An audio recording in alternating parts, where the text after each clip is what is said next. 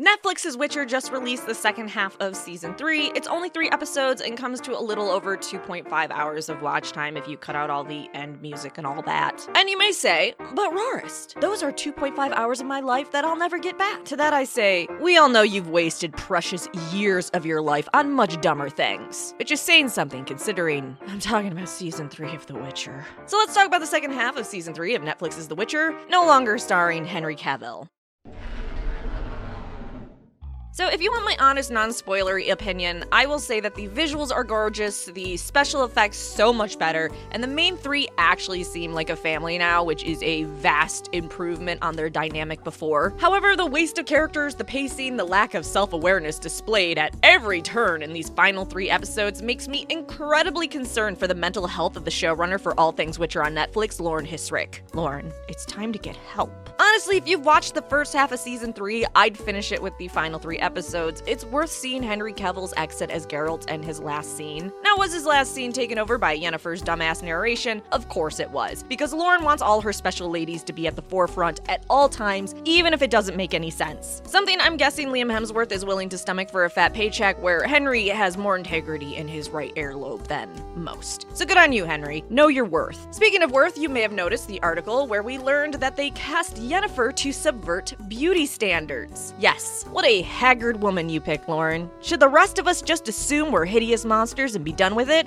I mean, I know I am. I'm just asking for the rest of the woman population. Also, Yennefer's actress, I want you to know, please don't take that personally. You are beautiful. Lauren and the casting director didn't subvert shit with your casting. Now, should they have casted an older woman with more gravity for Yennefer? Certainly. But as of your looks, they could have put you in a potato sack and you'd be gorgeous. Triss is a million times better, and I wish to God they had this Triss from the beginning. Though I still may be bitter they didn't give us Triss having massive diarrhea while still trying to seduce Geralt. Simply amazing. They also screwed us out of Yennefer ripping her a new asshole at the ball like in the books, but nah. Also, have you noticed how they finally made her a legit redhead? And if you find any people that say Triss isn't a redhead in the books, one, they're wrong, they're bad, and they should feel bad. I have a video on it and all the translation errors, and even the author going, yeah, no, dum-dums, I meant for her to be a redhead. So congratulations, Lauren and co. learning about hair dye. Also good on them making Triss actually really, really likable in season 3. The other sorcerers so far, I don't know, they're so far from their book characters that I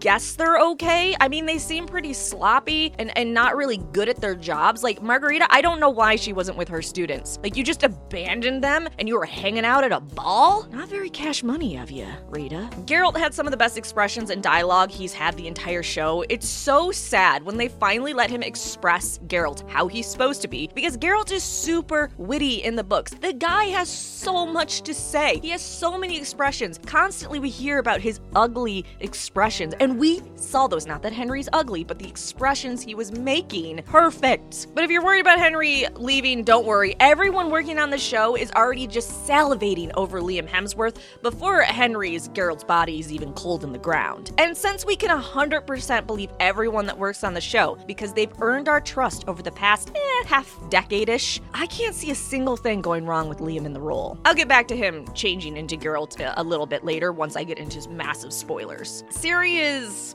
better. There is an episode that focuses on her almost solely, and while it's a bit hard to watch, I think it proves that she can carry a scene, she can carry a long, drawn-out scene. Just, it's hard because she's with so many much older, experienced actors that sort of dance circles around her. So when she's by herself, you're like, oh yeah, you're pretty good. But then once she gets amongst any other company, you're like, all right.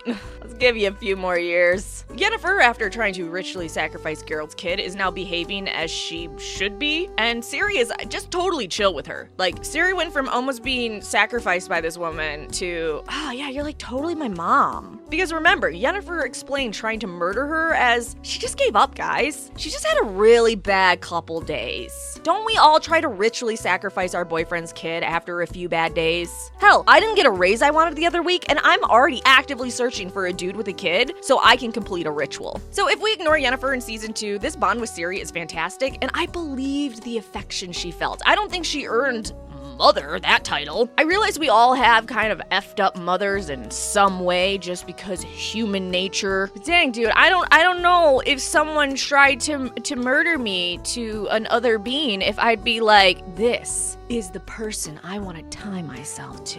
Ciri, girl, watch your back. Yennefer might have a bad hair day and decide to feed your blood to the blood god. Is Ciri now safer being away from her? Yennefer and Geralt, they just seem like a platonic friendship that they have joint custody of a teenager. I'm hoping the one change they make with Liam is just full penetration. Every episode, every season. Make me believe Geralt and Yennefer's connection, okay? The coup was done very well, and if you want an entire episode of people dying via magic and other shenanigans, you're gonna love this first episode that kicks off the second half of season 3. Now, why do certain characters live and others don't? Because. Just because. Francesca is bearable, which is, all we can hope for at this point. Thankfully, we don't see the Q@tel a lot except for fighting, because they've made them so stupid and underwhelming. I cannot wait for season 4. They better be brutal. Right now, they seem like a bunch of whiny brats.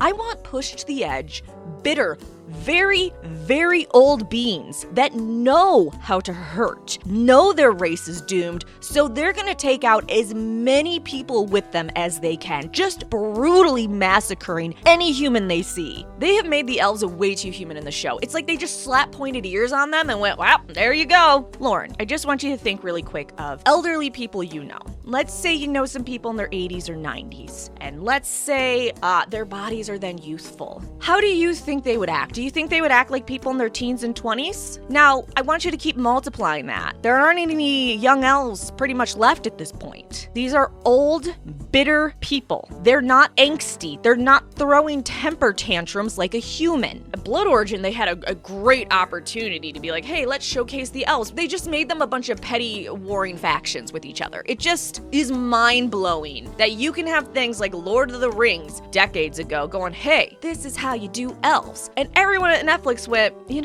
but wait, what if we just spent $5 on wardrobe for them? And then I don't know.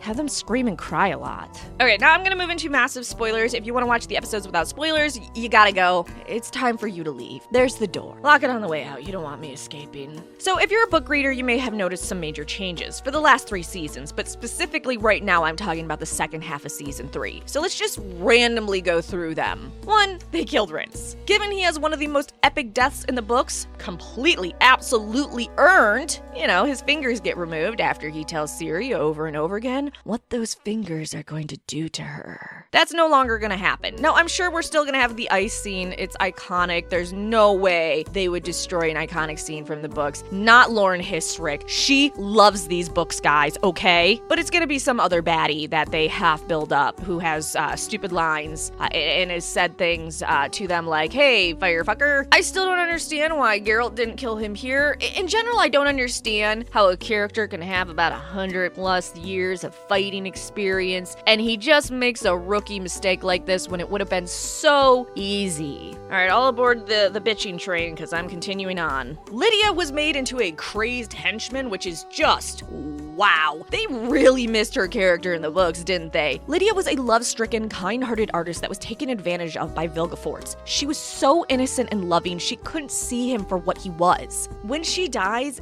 Yennefer is heartbroken that such a gentle, kind person is gone. In the show, she just fucking snaps her neck and doesn't even look back. They made Lydia in just a generic henchman, and there's no nuance to anything. It's just so in your face and watered down. Instead, they mostly transform that plot to Tissaia, who is blindsided by her love for 𝑉ilgefortz and quite literally can't see his evil mustache. 𝑉ilgefortz is perfect, by the way, just perfect. And I'm glad we got the stars reflected in the pond for the night sky quote, because I was pissed when he didn't say that to Geralt at the ball. I truly wish that 𝑉ilgefortz's beatdown of Geralt was more brutal, because the effects on his staff were just chef's kiss. I loved that fight. I wanted to see Geralt messed up more. But going back to Tissaia, I think Tissaia being in love with 𝑉ilgefortz did make it much more tragic. And then adding on that she made all the ladies lose their reproductive organs so they could sit equally with men, made a man then taking everything from her so much harder. She worked so hard and made so many people give up so many things just to sit at the table, and then a man tricked her and just destroyed everything anyways. I kind of get why she she goes over the deep end. I don't think we needed to add that for her to go over the deep end, but I think it made it much more tragic. I wish she would have killed herself a little bit earlier, and I liked it. I still don't.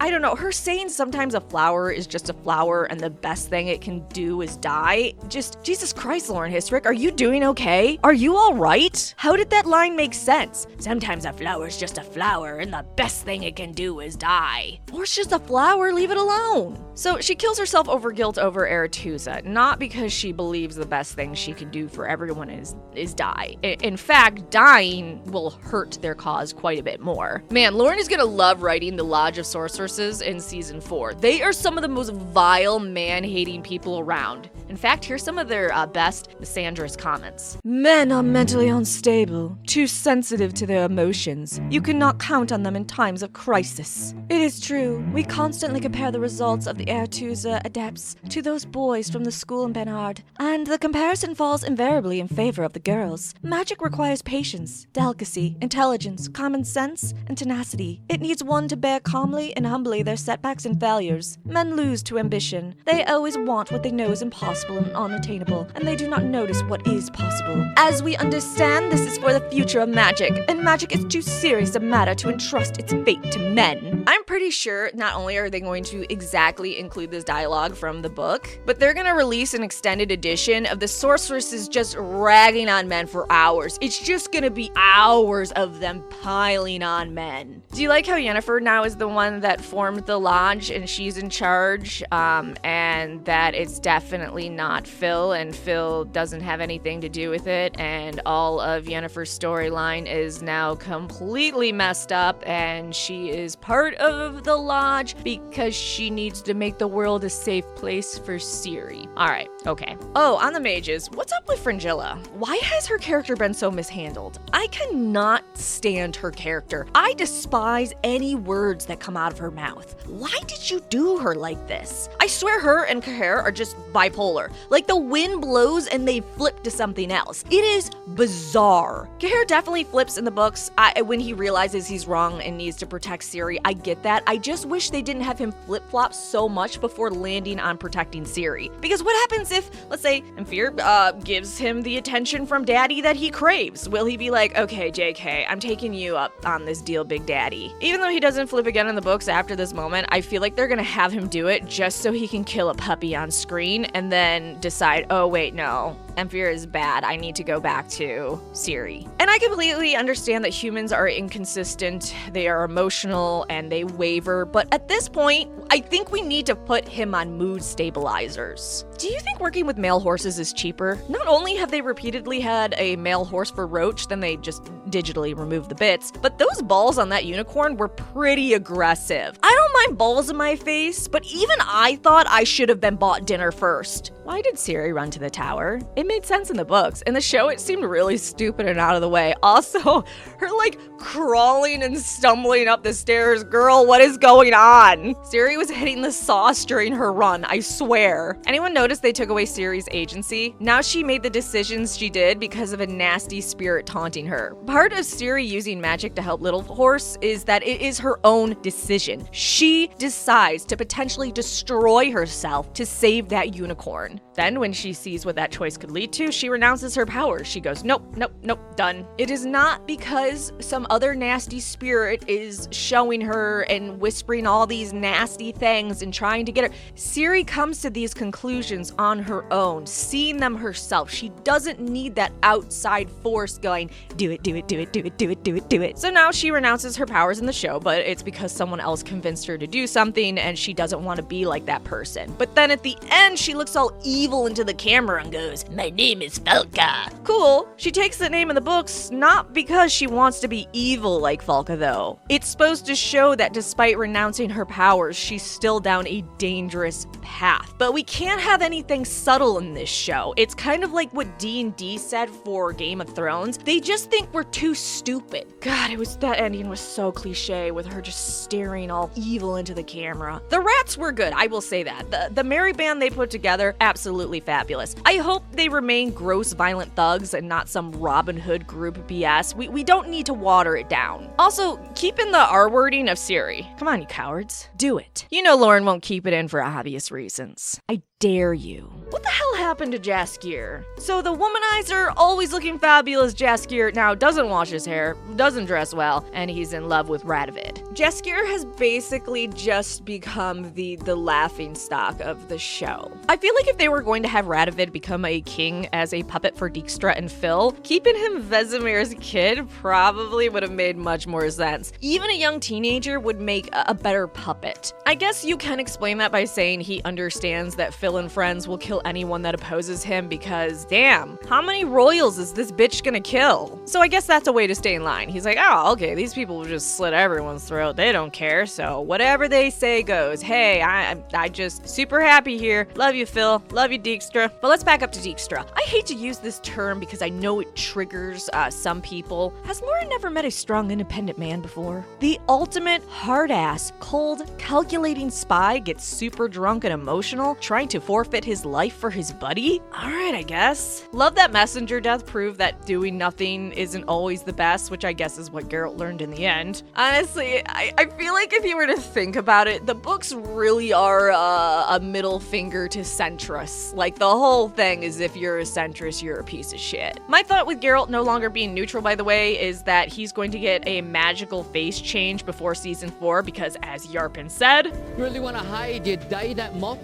No one's looking for the black fucking wolf. a new face will allow him to skirt by all the enemies he's made over the decades and become more stealth as he makes his way to Ciri. Jaskier, you don't have to change a thing. I don't recognize you anyways. And because they're saying, oh, it's so meta, oh, this is definitely in the books, you know, because we all remember reading the books where Geralt has a completely new face. That's just something every single fan has remembered and holds dear in their heart. We've been hoping from season 1 for Geralt to get that face change. I think how they're explaining the meta is the fact that Geralt's personality does completely shift in a way where he goes from neutrality and I'm not getting involved to I need to get involved, I'm going to start punching your faces in. And so to reflect his inward change, they'll do an outward change. Kind of switching topics, if you're interested in season 4, it has been delayed. Filming was supposed to begin this fall, but now won't until January. This means either a split season with the first half of season 4 in late 2024, or we just get it in 2025. Interestingly, the Rat spinoff abruptly stopped filming before the actor strike, by the way, so it wasn't because of the strikes. When they were only a third of the way through filming, which has led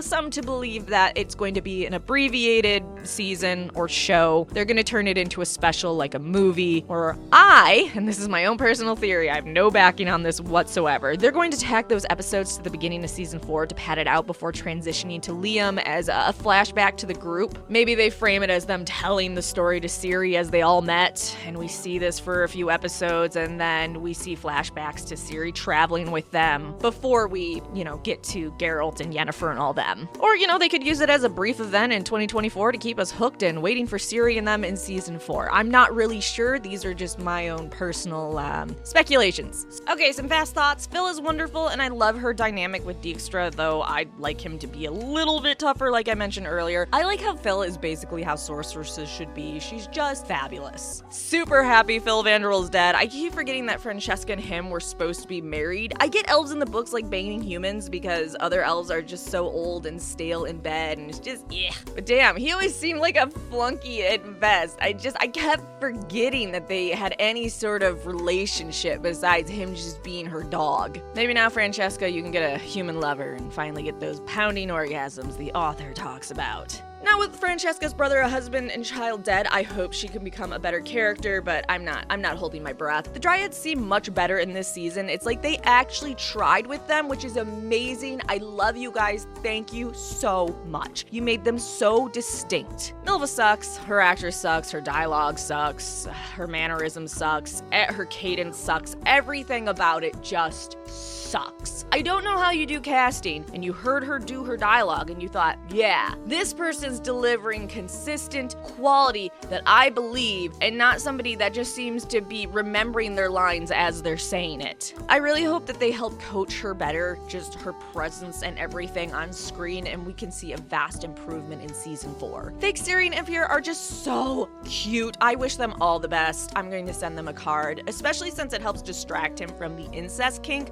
I just think this is a great relationship. Vilgefortz being messed up by the tower explosion was simply amazing. I actually actually was quite shocked. I did not think that it was going to be that well done. They don't have a good track record with makeup. Actually, let's get into makeup. Did you notice that Geralt's wound makeup is wildly different depending on the scene? Like, chronologically, I think what's gonna have to happen is Lauren's gonna have to come forward and say, oh, you know, in Brooklyn, those scenes weren't in order. No. We were jumping around. That's why sometimes his face is healed and sometimes it's more bloody. And here's the sequence scene. Let me show you. Okay, here we go. This is the next scene. Then this is the next. Do you see how wildly his wounds are between it? The makeup just sucks. So I think to do damage control, they're gonna have to do what they did with previous seasons. When fans notice a mistake, they go, haha, we purposely put it out of order. I mean, I know it makes no sense given the dialogue and everything's happening, but trust us, we meant to mess up like this. No, it wasn't a mess up. We just stop. It's because you guys don't like women. That's why you're criticizing the show. So to wrap up this review, The Witcher on Netflix has been disappointing. However, I love the source material so much, I will most likely continue to watch. I am interested to see how they do the transition from Henry to Liam. I will continue to report on news for The Witcher. I will continue making lore videos for The Witcher. I am not going to let someone else destroy my passion for The Witcher because they don't respect the source material. And I will still criticize and compliment where I think it's needed. For the people that go, if you don't like something, don't watch, humans are much more complicated than that. And also, you probably have hate watched and hate read plenty of things. Don't be a hypocrite. So like, subscribe, come back for more videos.